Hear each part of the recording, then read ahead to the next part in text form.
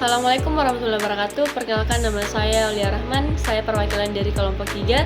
Di sini kami akan memaparkan mengenai hasil diskusi kami, yaitu tentang pertanyaan-pertanyaan telah diberikan kepada kami dari kelompok 2, dan di sini saya akan memaparkan bersama rekan saya, yaitu Selvira Indrayanti. Langsung saja kita masuk pada pertanyaan yang pertama, yaitu jika suatu bakteri ditemukan dalam medium pertumbuhan, maka karakteristik pertumbuhannya dapat digambarkan dengan kurva pertumbuhan bakteri. Jelaskan masing-masing 4 fase pertumbuhan pada kurva pertumbuhan di atas.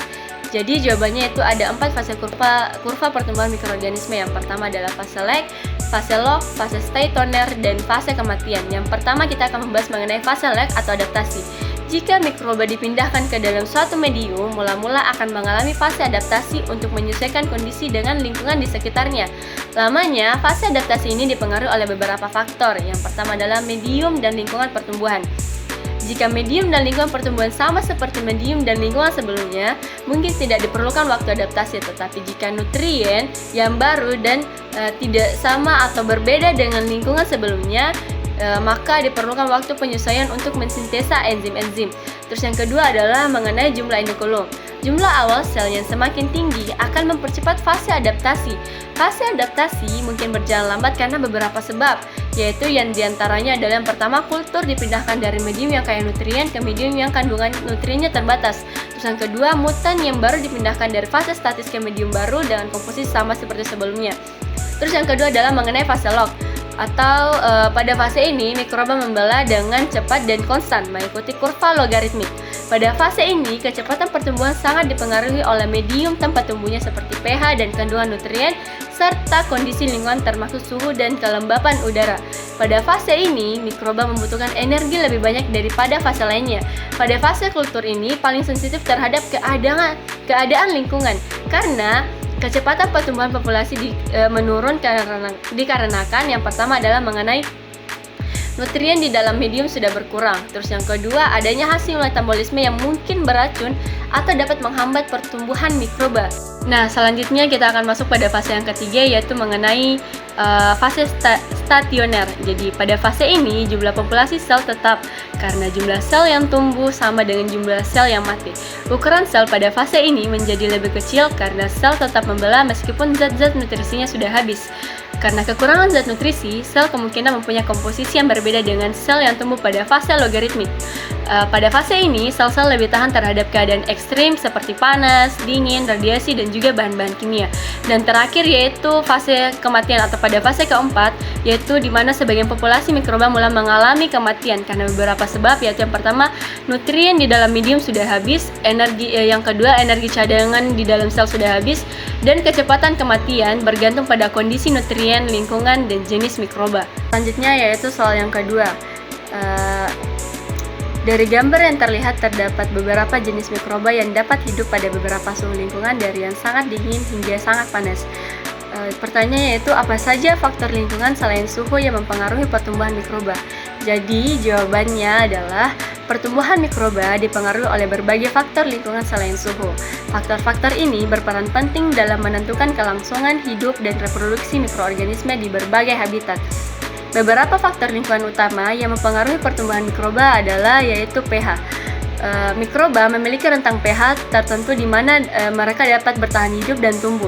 Beberapa mikroba tumbuh paling baik di lingkungan asam, sementara yang lain di lingkungan basah, dan ada juga yang di lingkungan netral. Terus yang kedua yaitu ketersediaan air atau water activity. Ketersediaan air adalah faktor penting karena diperlukan untuk reaksi biokimia. Mikroba osmofilik tumbuh di lingkungan dengan konsentrasi solut tinggi, sementara hexerofilik dapat tumbuh di kondisi dengan ketersediaan air yang sangat rendah.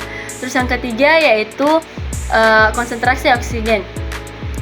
Kebutuhan oksigen bervariasi antar mikroba. Aerob membutuhkan oksigen untuk tumbuh, anaerob tumbuh tanpa oksigen, dan mikroba fakultatif atau anaerob dapat tumbuh dengan atau tanpa oksigen.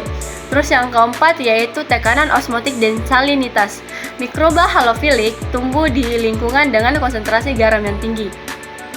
Tekanan osmotik yang tinggi dapat menghambat pertumbuhan sejumlah mikroba. Terus yang kelima yaitu mengenai nutrisi. Mikroba membutuhkan nutrisi termaksud karbon, nitrogen, sulfur, fosfor, dan berbagai elemen lain serta vitamin untuk pertumbuhan dan metabolisme. Yang keenam adalah mengenai radiasi, yaitu beberapa mikroba seperti bakteri radiodurans dapat bertahan hidup dalam kondisi radiasi yang ekstrim. Radiasi ultraviolet dan radiasi ionisasi dapat mempengaruhi pertumbuhan mikroba.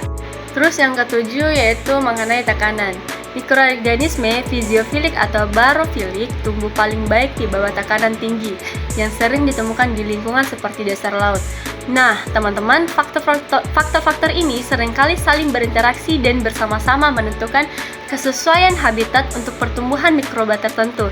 Adaptasi spesifik terhadap kondisi ekstrim membantu mikroba untuk bertahan hidup dan berkembang biak di lingkungan yang sangat bervariasi, dari glaster yang sangat dingin hingga ke sumber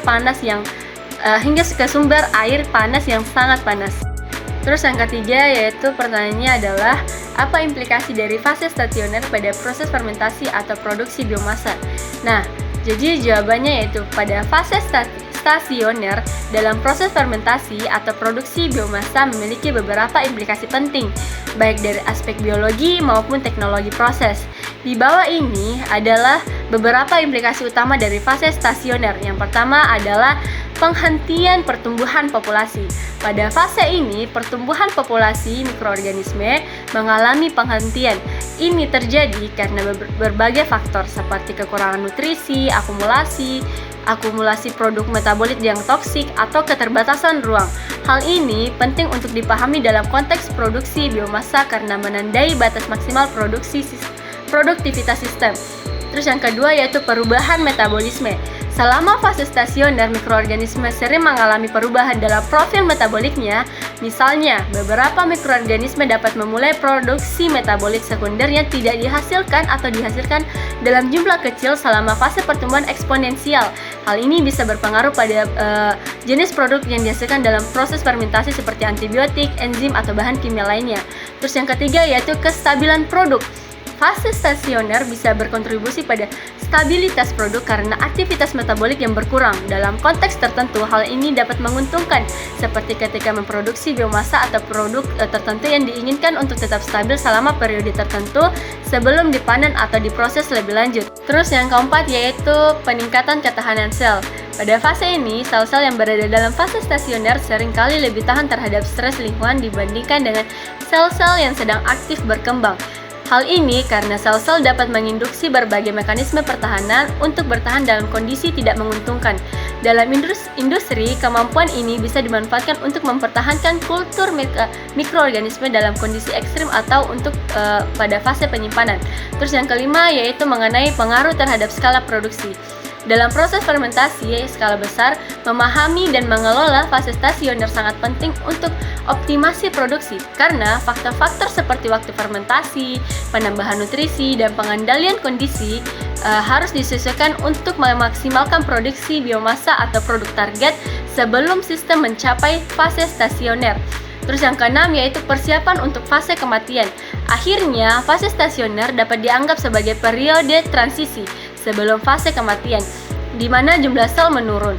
Karena dalam konteks industri, mengidentifikasi kapan fase stasioner akan berakhir dan fase kematian dimulai adalah kunci untuk menghindari penurunan kualitas atau kuantitas suatu produk. Memahami dan mengelola fase stasioner dengan efektif sangat penting karena dalam teknik bioproses untuk memaksimalkan hasil dan efisiensi produksi. Selanjutnya pertanyaan yang keempat yaitu dalam konteks perubahan iklim global, bagaimana mikroorganisme seperti bakteri tanah dan plankton laut berperan dalam siklus karbon dan regulasi suhu global, dan bagaimana perubahan lingkungan seperti peningkatan suhu dan asam laut mempengaruhi keragaman dan fungsi mikroorganisme dalam suatu ekosistem. Nah, jawabannya adalah mikroorganisme seperti bakteri tanah dan plankton laut berperan penting dalam siklus karbon global dengan menguraikan bahan organik dan melepaskan karbon dioksida CO2 ke atmosfer. Contoh konkretnya adalah plankton laut seperti fitoplankton melakukan fotosintesis dan menyerap CO2 dari atmosfer, mengubahnya menjadi bahan organik yang dapat digunakan oleh organisme lain. Proses ini membantu mengurangi jumlah CO2 di atmosfer. Selain itu, mikroorganisme juga berperan dalam regulasi suhu global melalui produksi gas rumah kaca seperti metana CH4 dan dioksida nitrogen N2O. Contoh bakteri metana di tanah dan laut menghasilkan CH4, sementara bakteri nitrifikasi mengubah amonia menjadi N2O. Seperti pada perubahan lingkungan seperti peningkatan suhu dan asam laut dapat mempengaruhi keragaman dan fungsi mikroorganisme dalam ekosistem. Contohnya, peningkatan suhu dapat meningkatkan laju metabolisme mikroorganisme yang dapat mengubah dinamika populasi dan komunitas. Asam laut juga dapat mengganggu struktur dan fungsi sel mikroorganisme laut, seperti plankton yang dapat mengganggu rantai makanan dan ekosistem secara keseluruhan. Dan pertanyaan yang kelima yaitu mengenai kurva pertumbuhan mikroorganisme merupakan petunjuk pola perkembangbiakan mikroorganisme dalam lingkungan yang terbatas. Uraikanlah analisismu apakah kurva tersebut bisa diterapkan dalam lingkungan yang kaya akan nutrisi. Apakah sama mikroorganisme tersebut lingkungan yang kaya nutrisi? Nah, jadi mengenai pertanyaan tersebut, jawaban kami yaitu pertumbuhan mikroorganisme seperti kurva pertumbuhan logistik biasanya digunakan untuk menggambarkan pola perkembangbiakan mikroorganisme dalam lingkungan yang terbatas. Namun, dalam lingkungan yang kaya akan nutrisi seperti dalam medium yang kaya akan sumber daya, pola pertumbuhan mikroorganisme mungkin tidak selalu mengikuti kurva logistik secara sempurna. Dalam lingkungan yang kaya akan nutrisi, mikroorganisme mungkin akan mengalami pertumbuhan eksponensial yang lebih cepat daripada yang diharapkan dalam model kurva logistik. Hal ini disebabkan oleh ketersediaan nutrisi yang melimpah yang dapat memungkinkan mikroorganisme untuk berkembang biak dengan cepat tanpa terlalu banyak terhambat oleh persaingan atau kekurangan sumber daya. Contoh konkretnya adalah bakteri yang tumbuh dalam medium kultur yang diperkaya dengan nutrisi. Dalam kondisi semacam ini, pertumbuhan bakteri mungkin akan mencapai fase stasioner, yaitu di titik di mana pertumbuhan neto adalah 0, lebih cepat daripada yang diharapkan dalam kurva pertumbuhan logistik. Karena ketersediaan nutrisi yang dapat melimpah menyebabkan bakteri mencapai kepadatan maksimum dengan cepat. Terus meskipun demikian, lingkungan yang kaya nutrisi tidak selalu menghasilkan hasil yang sama bagi semua mikroorganisme. Beberapa spesies mungkin lebih adaptif terhadap lingkungan yang kaya nutrisi daripada yang lain, dan ini dapat mengarah pada variasi dalam pola pertumbuhan antara spesies yang berbeda.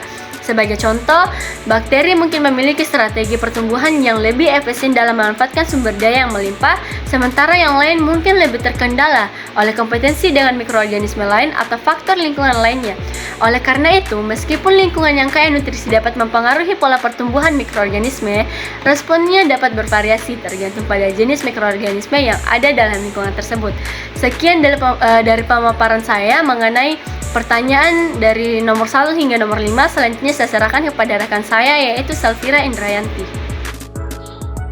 Saya, Salvira Indrayanti, akan melanjutkan menjawab pertanyaan nomor 6 hingga nomor 10. Pertanyaan nomor 6 yaitu bagaimana mikroorganisme seperti bakteri dan virus berevolusi dalam menyesuaikan diri dengan penggunaan antibiotik oleh manusia, dan bagaimana dampaknya terhadap efektivitas pengobatan, penyakit, infeksi, serta strategi yang bisa diambil untuk mengatasi tantangan ini dalam jangka panjang.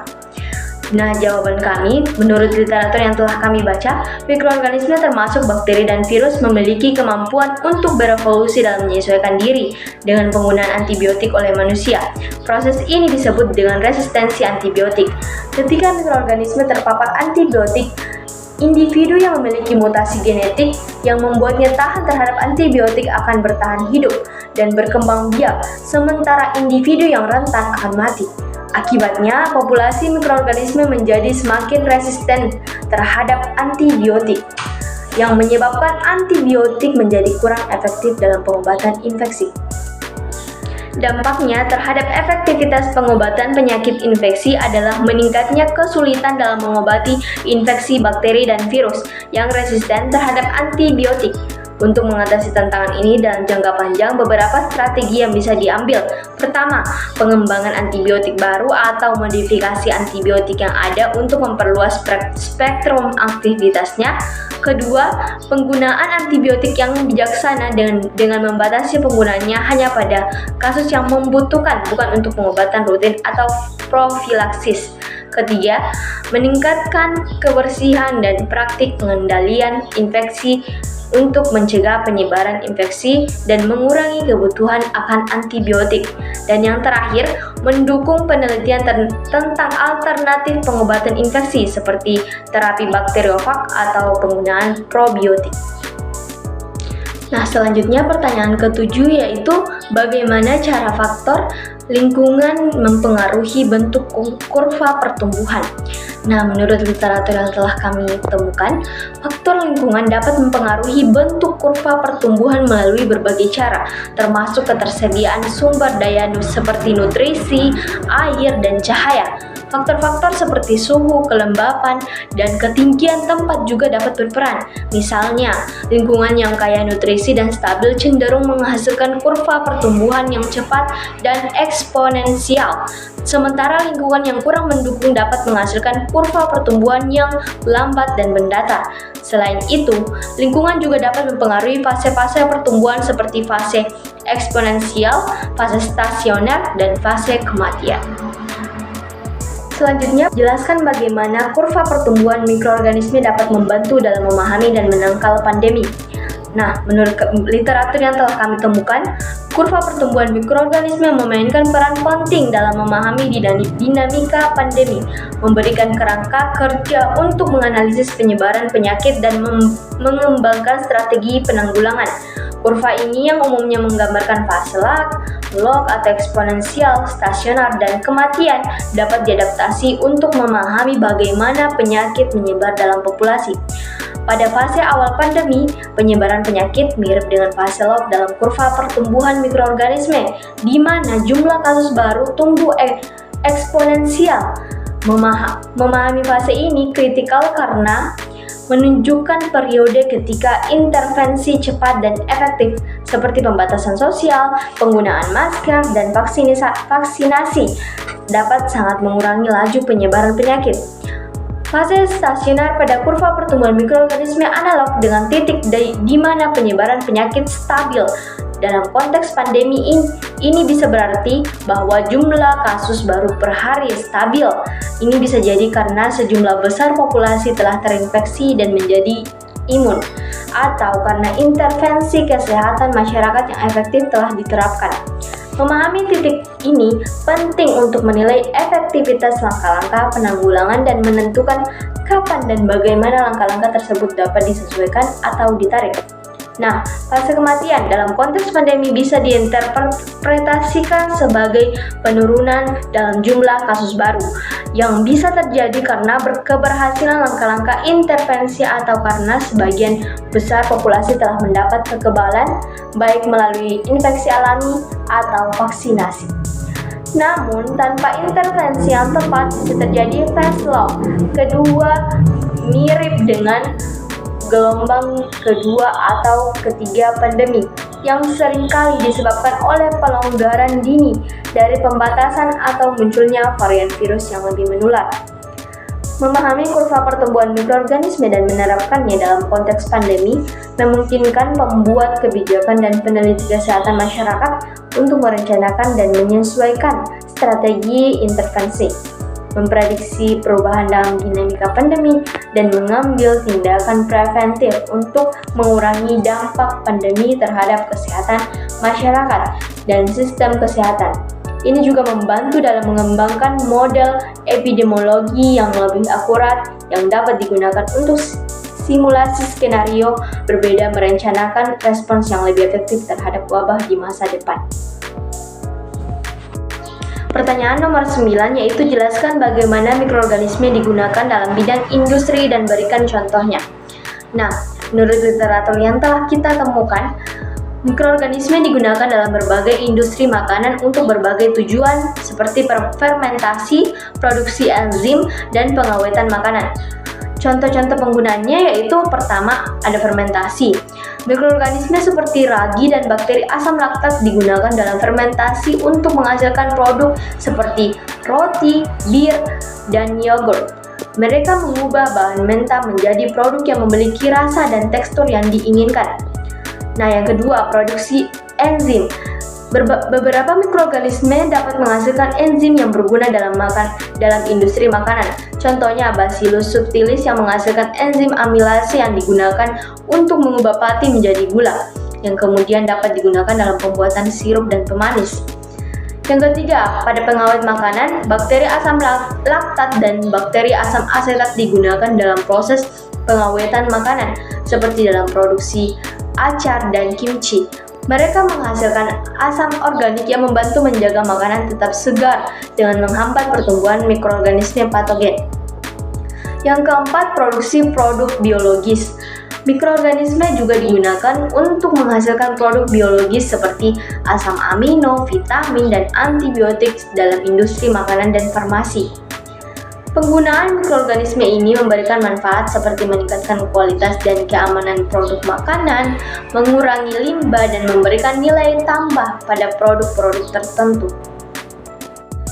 Nah, selanjutnya nomor 10, dalam konteks perubahan iklim global, bagaimana mikroorganisme seperti bakteri tanah dan plankton laut berperan dalam siklus karbon dan regulasi suhu global, dan bagaimana perubahan lingkungan seperti peningkatan suhu dan asam laut mempengaruhi keragaman dan fungsi mikroorganisme dalam ekosistem. Nah, menurut literatur yang telah kami temukan, mikroorganisme termasuk bakteri tanah dan plankton laut memainkan peranan penting dalam siklus karbon dan regulasi suhu global, serta dalam menjaga keseimbangan ekosistem secara keseluruhan.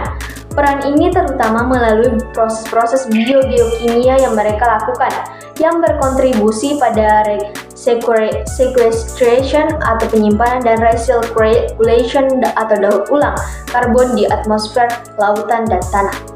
Perubahan lingkungan akibat perubahan iklim seperti peningkatan suhu dan asam laut dapat mempengaruhi keragaman dan fungsi dari mikroorganisme ini dengan konsekuensi yang signifikan bagi ekosistem global.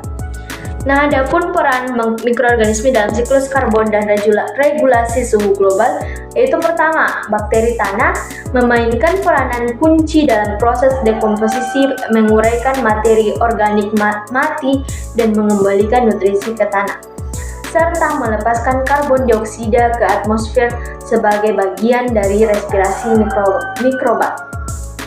Beberapa bakteri juga terlibat dalam proses fiksasi karbon, mengubah CO2 menjadi bentuk organik yang dapat digunakan oleh organisme lain dan menyimpannya di dalam tanah, yang bisa mengurangi jumlah CO2 di atmosfer. Kedua, plankton laut. Plankton termasuk fitoplankton dan zooplankton merupakan komponen utama dari siklus karbon laut. Fitoplankton melakukan fotosintesis, menyerap karbon dioksida dari atmosfer dan mengubahnya menjadi biomasa. Melalui proses pemakanan dan dekomposisi, karbon ini kemudian bisa terjebak di dalam laut dalam jangka waktu yang lama, terutama ketika organisme mati tenggelam ke dasar laut. Proses ini dikenal sebagai pompa biologis karbon, yang sangat penting dalam mengontrol konsentrasi karbon dioksida di atmosfer dan oleh karena itu dalam regulasi suhu global. Selanjutnya, dampak lingkungan pada mikroorganisme. Pertama, yaitu peningkatan suhu. Pemanasan global dapat mengubah metabolisme dan aktivitas mikroorganisme, mempengaruhi laju respirasi dan fotosintesis. Di satu sisi, suhu yang lebih tinggi dapat meningkatkan laju dekomposisi oleh bakteri tanah, yang akan melepaskan lebih banyak karbon dioksida ke atmosfer. Di sisi lain, perubahan suhu dapat mempengaruhi distribusi dan keragaman fitoplankton yang dapat mengurangi efektivitas pompa karbon laut. Yang kedua, asam laut. Peningkatan asam laut akibat penyerapan karbon dioksida berlebih oleh lautan dapat mengganggu organisme laut yang berbasis kalsium, seperti beberapa plankton yang membentuk cangkang atau rangka dari kalsium karbonat. Hal ini bisa mengurangi biomasa plankton, yang selanjutnya mempengaruhi siklus karbon laut dan jaringan makanan laut secara keseluruhan. Jadi, secara keseluruhan, perubahan iklim dan dampaknya pada lingkungan bisa mempengaruhi keragaman dan fungsi mikroorganisme dalam cara yang sangat kompleks. Memahami interaksi ini penting untuk memprediksi dan mengelola dampak perubahan iklim pada siklus karbon dan sistem global.